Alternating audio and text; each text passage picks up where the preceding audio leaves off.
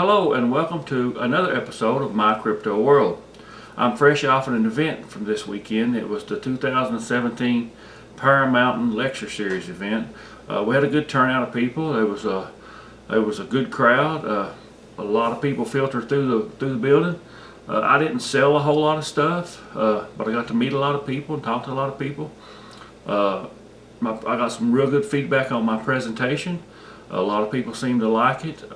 Particularly my section on human foot tracks and Bigfoot foot tracks. I did a little comparative type thing on them. Just so happened in the audience was a podiatrist, a foot doctor, and she confirmed what I had presented, which I thought was kind of nice.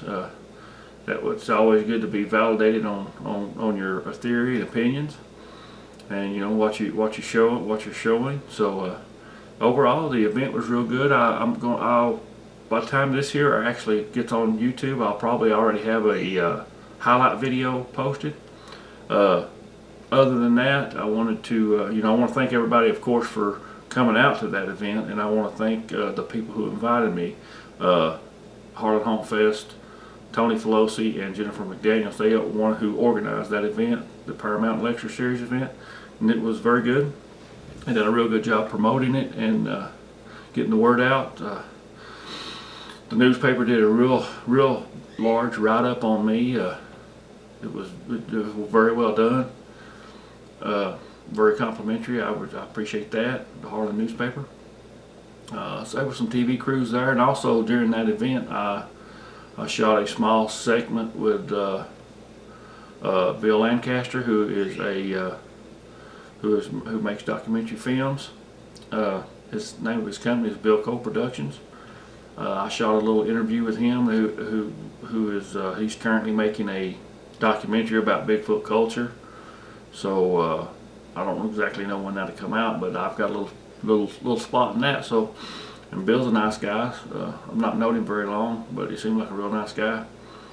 And we're friends on Facebook and stuff, and we talk a little bit on there. But I like the idea of the little documentary he's doing, because we talked about it a little bit, and I know some of the other people he's interviewed and some of the events he's been at and some of the things he's covered, so it should be interesting. So I did get that done also during this past Saturday's event. What else? I want to talk to you about some other things too. That's probably all I need to say about the event. It was a good time. If you didn't miss it, maybe you can come next year or at the next one. What else? Also, I want to talk about this. It's come up during our conversation at the Paramountain Lecture Series. We had our table set up for we sell a few things. We didn't sell much, but and some evidence display.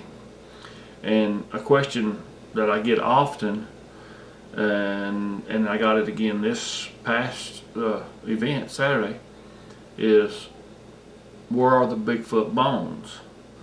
Why can't we find Bigfoot bones? And you tell people the answer, and a lot of times they don't accept it.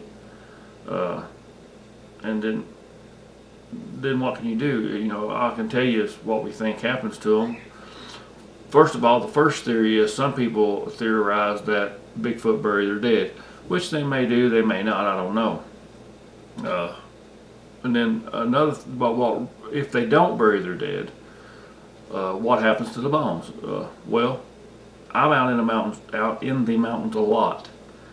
I found a few bones from deer and things like that occasionally. I've never found any bear bones or anything else like that, but I know bears die in the woods. The thing is, what happens with bones, if let's just hypothetically a Bigfoot dies of natural causes and it's laying there on the forest bed, it don't take long between the coyotes and bugs and birds and crows and things like that everything kind of gets scattered around. Well, after it gets scattered around and all the flesh and hair and stuff like that's gone, then what happens next usually is you have rodents and skunks and things like that that eats the bones for calcium. So it's gone, you know, a lot of it's gone. And then if if a Bigfoot was to die in, like, say, in the fall of the year, and this event happens where it's scattered out and some of them are eaten, some of the bones are scattered or drug away or whatever, then you have all the leaf foliage that falls down from the winter that covers it up. And if you don't find the bones, then that whole process goes through again as far as the leaves falling, and it's covered up, it's buried, you don't find it. But a lot of people don't like that answer and don't accept it. But that's the only thing I can figure happens to them, because I don't find other bones in the mountains very often. I'll find a few deer bones occasionally, but they just get eat up and scattered and rot away. That's the whole process. If me or you die out in the forest and they don't find us in a certain amount of time, it's probably hard to find us ever, because our bones will be ate up and scattered about, and somebody may find a tooth or something like that somewhere along the way, but normally it just gets eat up and it's gone.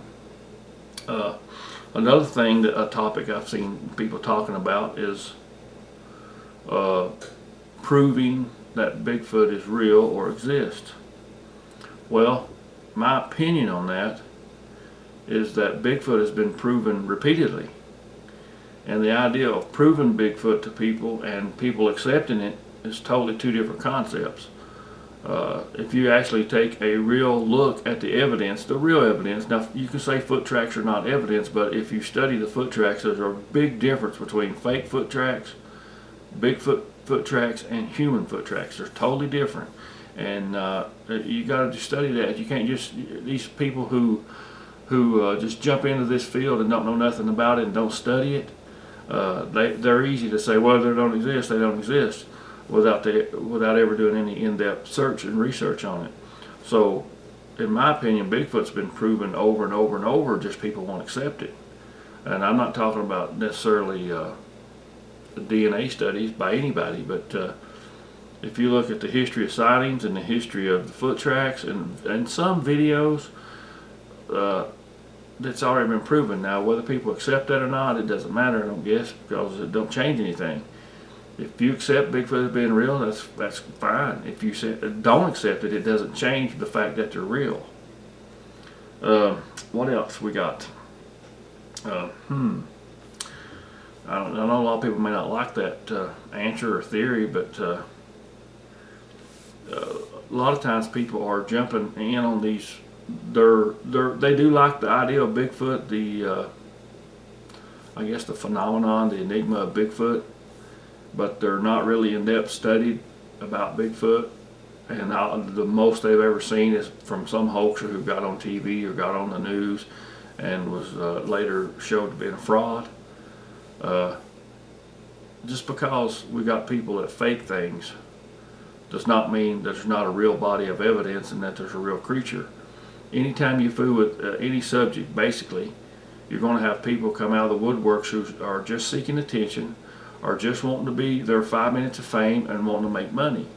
So anything that we study, whether it be Bigfoot or Loch Ness Monster or anything, just anything that people can hoax and fake and make money off of and get attention, they'll do it. You remember a few years ago, the one lady she was fixing to get married, and she didn't really want to get married, so she came up with a big story of being kidnapped or something like that, and that was just through ignorance and not knowing, hey, I don't want to get married and forget about it. I think she was called the Runaway Bride. And then you had people like the Balloon Boy, the guy who lied about his son being in a balloon, and it made the news and everything. It was all a big hoax. People do this kind of stuff for attention and fame seekers and to make money. So that doesn't stop the fact that stuff like Bigfoot and UFOs, there's actually a real phenomenon there. But if all you're going to look at is the people who hoax, you'll never believe it. You got to get to a serious researcher, and you got to get to looking at the real evidence, not just some dude in a monkey suit.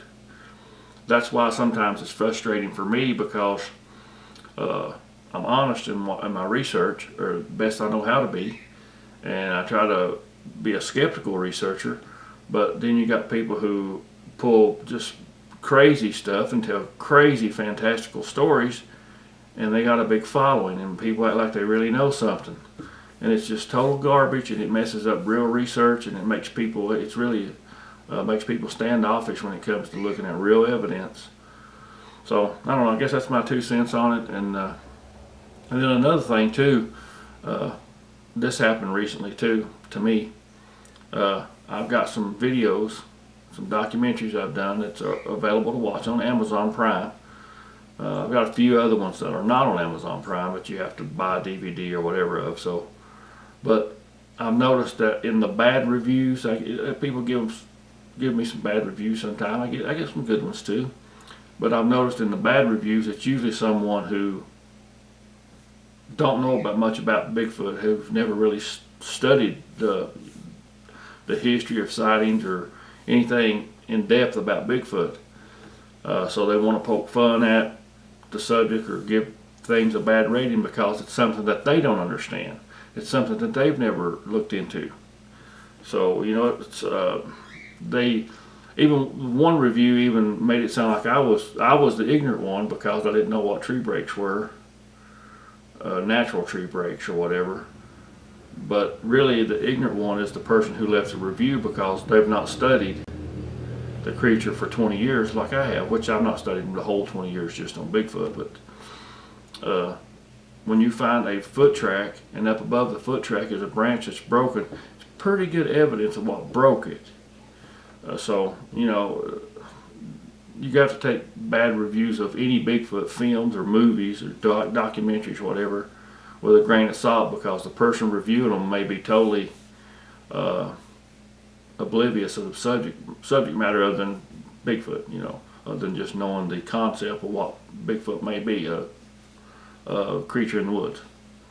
They don't know anything about their behavior. But now there's people who are similar to me who actually do research and do hiking and actually go out and look for these things. There's a pattern. We can see it. We've documented it. We've seen tracks. We know they do structures. We know they do breaks and wood knocks, and they can they make sounds and whoops and screams and things like that. We know that. Well, we've done it for so long. Then you take old Joe Blow off the street who thinks the whole thing's just silly and stupid anyways. Why are you even watching a Bigfoot documentary? Why are you even watching a Bigfoot movie? Just so you can leave a bad review about a film or something, and really it's you that you need to educate yourself about the subject. So, I don't know. I guess in a way I'm kind of ranting. I don't mean to, but the fake people hurt it for the honest people, and that's with anything. So, I don't know, just like if you go to a restaurant, if you get bad service at a restaurant, that don't mean all restaurants are bad. Some of them actually have good service. So you have to kind of pick and choose where you want to eat. So same way with Bigfoot. You have to pick and choose with people who give you good, honest results, good, honest information, not ones that tell fantastical stories, and not ones that are just, some of them are just kind of off the rocker, to be honest with you. And it has to be an attention thing or a money thing. So I don't know. So that's my 2 cents on those subjects, I suppose. I'm trying to make this episode a little bit longer because I know some of my episodes have been a little bit short. What else can we talk about? We've talked about the event, the Bigfoot bones, and people not knowing really about Bigfoot or the believing Bigfoot is real. I know a lot of times I tell people this. When it comes to Bigfoot, I know some people are skeptical, and when I research in a skeptical manner. I try to rule out things. This for example, if I find tracks, I try to rule out if it's a bear double step, which I do know what those are. I've seen them, I found them, and I try to rule out whether it was a hoax or fake or just whatever, or where it's at and that type of thing, you know. So, you know, you try to teach people things about like that, but what can you do? Another thing I would like to talk about is that for the last about 3 weeks I've had a real bad shoulder injury. I'm just now getting to where I can move my arm good, so I've not been able to actually get out in the mountains much. I got about probably 85 or 90% movement in it now. I still can't lift it all the way over my head, but that's kind of kept me down this year. I've not been out. I've only been out a couple times researching this year because I've not been able to. When you can't comb your hair, brush your teeth, or lift your arm up, it's hard to go through the rough areas I go into. And it was so sore, there's no way I could have carried a backpack. It would just hurt too bad. But it's getting better, so I've got some work here around the house I need to do. To get my garden out, and I got a little bit of work on the house I need to do. But I do plan on doing a little more research. But I got a lot of things to do. But that's good. I'd rather be busy than sitting around with nothing to do. So I really don't know what else to tell you about. I know I've updated you on my movie, the new one I'm working on, Missing. I'll probably get back to work on Hit Some now. But I guess that's it for this episode. Hopefully I can do another episode later. I think I may do a few episodes where I talk on a specific topic, like maybe like we did today about the Bigfoot bones and Bigfoot tracks, and kind of give you an insight of how we determine. Just you got to be kind of skeptical on things, but at some point you got to realize, well, you can't rule it out, so you're only left with one option. Same way with Bigfoot tracks and whatever. I mean, there's a big difference between humans and Bigfoot tracks.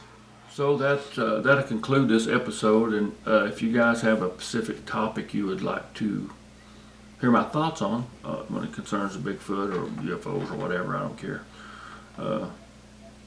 Let me know. And as always, I appreciate you guys watching these little shows, and I hope you're getting something out of them. If nothing else, maybe you're getting to know me a little bit more. But that's really all I had for today. So you guys have a good day, and I'll try to do another episode before too long. See ya.